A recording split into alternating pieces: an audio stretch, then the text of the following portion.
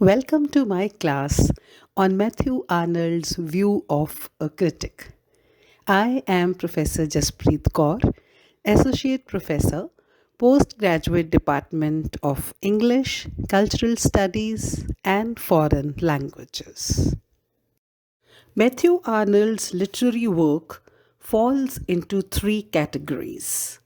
He had written poetry, prose, and critical essays.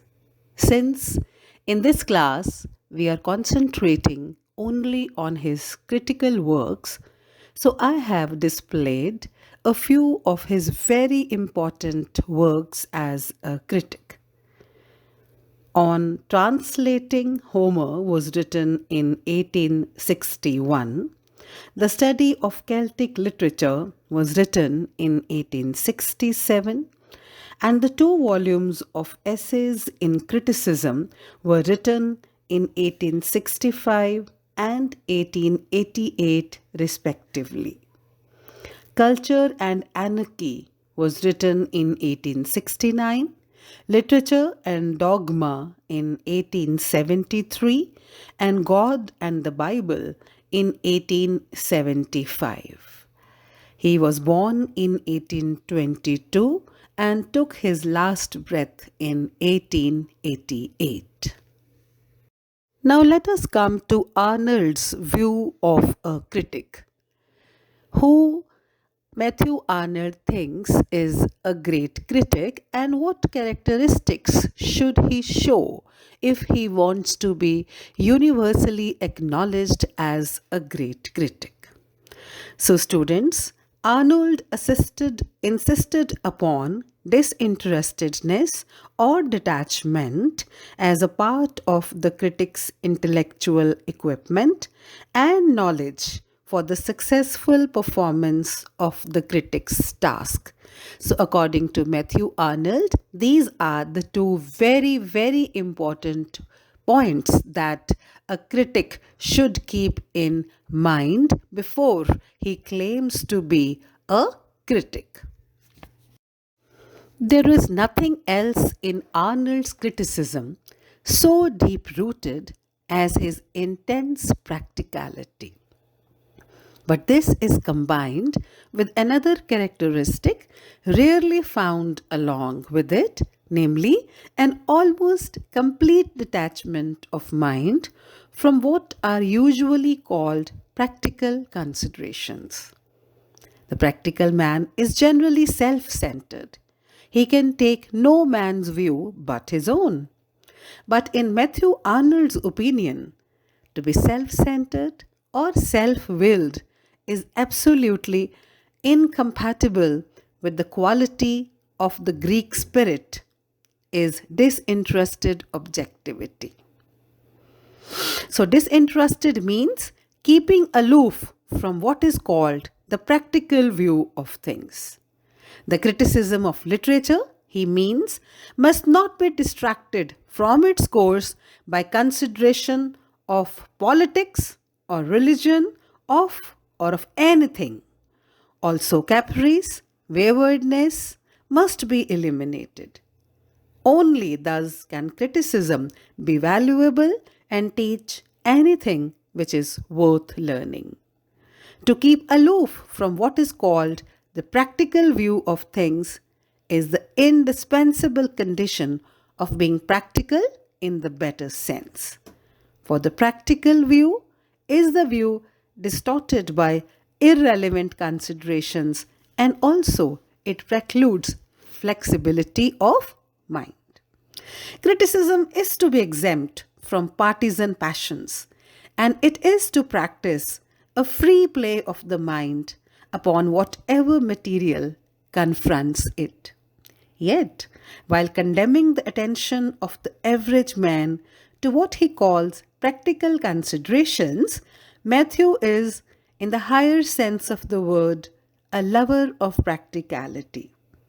He had a dislike of any spiritual attitude that could not be expressed in definite, concrete terms.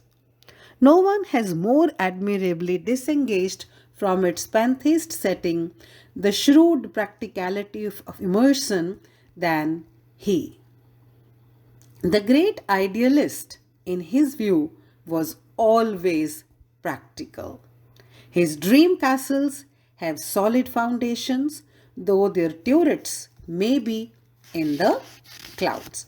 Let me explain it more.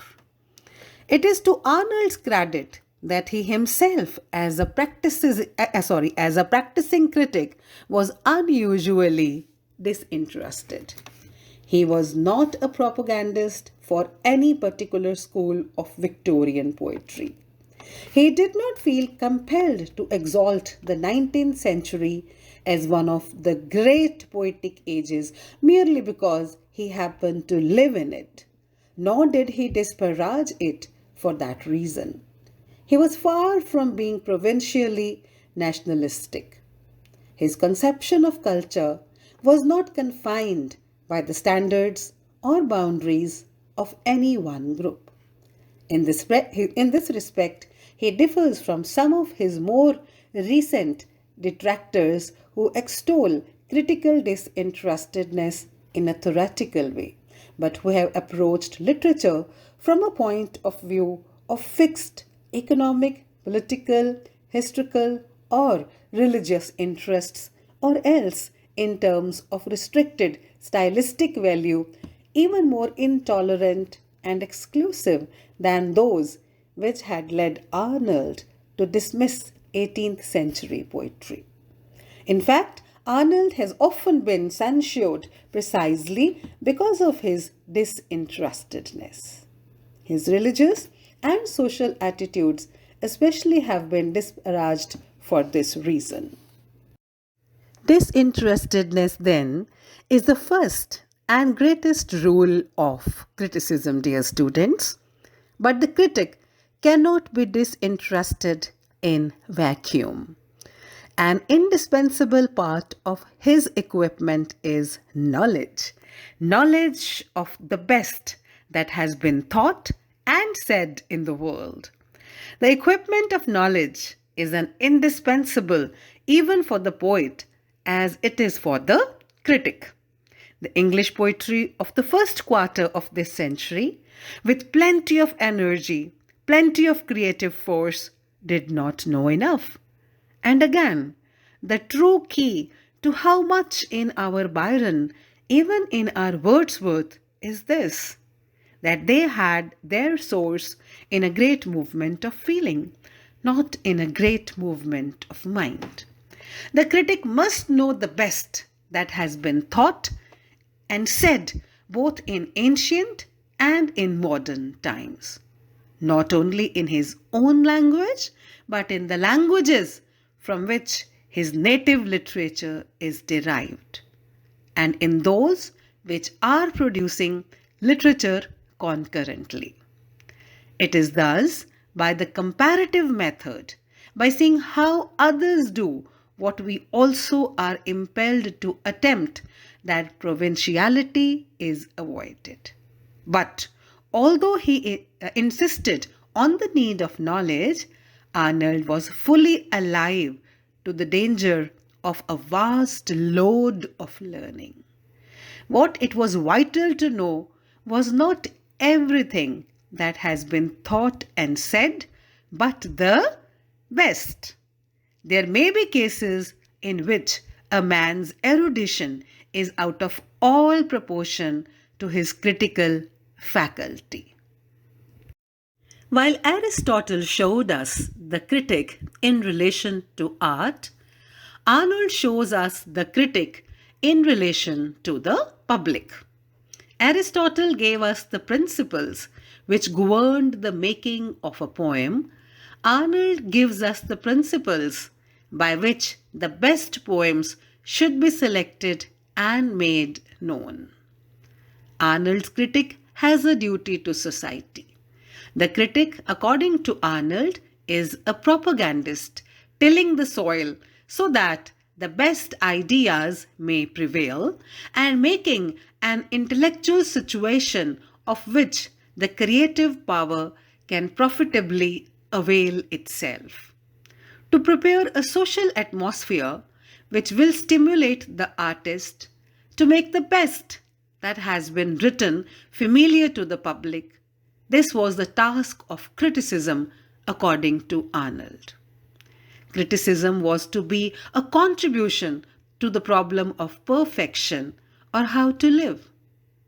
Criticism was on the way to becoming a bench of social reform Matthew Arnold discussed and defined more clearly than any other writer before him the relation of the critic of literature to the society in which he lives.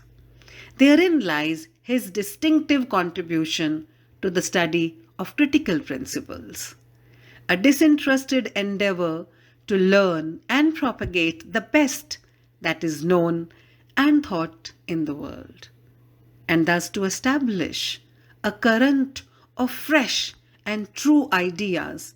That is the keynote of the task of the critic. The critic's task is threefold in character, according to Matthew Arnold. First, there is the critic's duty to learn and understand. He must see things as they really are. His second task is to hand on his ideas to others to convert the world to make the best ideas prevail. His work in this respect is that of a missionary. Thirdly, the critic is to prepare an atmosphere favorable for the creative geniuses of the future, to promote a current of ideas in the highest degree, animating and nourishing to the creative power. Arnold overemphasizes the importance of the critic when he says that the critic prepares the way for artistic activity. Arnold seems to think that the critic gets ready the intellectual material which the potential poet makes use of. The elements with which the creative power works are ideas, say Arnold, and these elements, these nourishing ideas, these food for the Shakespearean sonnets and Wordsworth of the future are, according to Arnold, provided by the critics. It is the critic who discovers the ideas and propagates them. And in Arnold's opinion, nothing remains for the literary genius but to walk in and undertake the grand work of synthesis and exposition. The real fact, however, is that an age of literary activity is necessarily also an age of critical activity, an age in which ideas are thrown about and in which thought about the arts is widely discussed. The poets themselves are always among the critics, talking at least about their technique and occasionally unfolding a theory of the processes by which they work. And sometimes it is only when the most fruitful creative effort of an age has been spent that formal criticism steps in. There's no doubt that the powerful critic plays his part in fertilizing the literary soil and in watering the young plants. No, the critic himself is an artist whose chosen subject matter lies in the life of literature, and he must play his part in the tossing to and fro of ideas between artist and artist. But Arnold does not fully convince us when he claims for the critic the important role of paving the way for the emergence of the creative writer. But in putting the claims of the critic too high, Arnold has done the critic no disservice. We would gladly pay homage to the critic who fulfills Arnold's requirements, the critic who frees himself from the cogs of life's machinery, who pursues knowledge for its own sake, who loves ideas for their sweetness and light, who tries to make the best ideas prevail, who communicates to the world the fresh knowledge he has found, and who avoids the errors of provincialism. So, to conclude, Matthew Arnold says criticism must be sincere, simple, flexible, ardent, ever widening its knowledge. If criticism possesses these qualities, it can have, in ample measure, a joyful sense of creative activity, a sense which a man of insight and conscience will prefer to what he might derive from a poor, starved, fragmentary, inadequate creation. Arnold means, and rightly too, that criticism of an excellent quality is more valuable than creation of an inferior quality. The critical faculty, Arnold agrees, is lower than the inventive. But Dr. Johnson would have seen wrong if he had gone on producing original compositions than writing a critical work like his The Lives of the Poets. Thank you so much for watching my presentation on Matthew Arnold's view of a critic. I hoped you enjoyed the lesson. Thank you so much.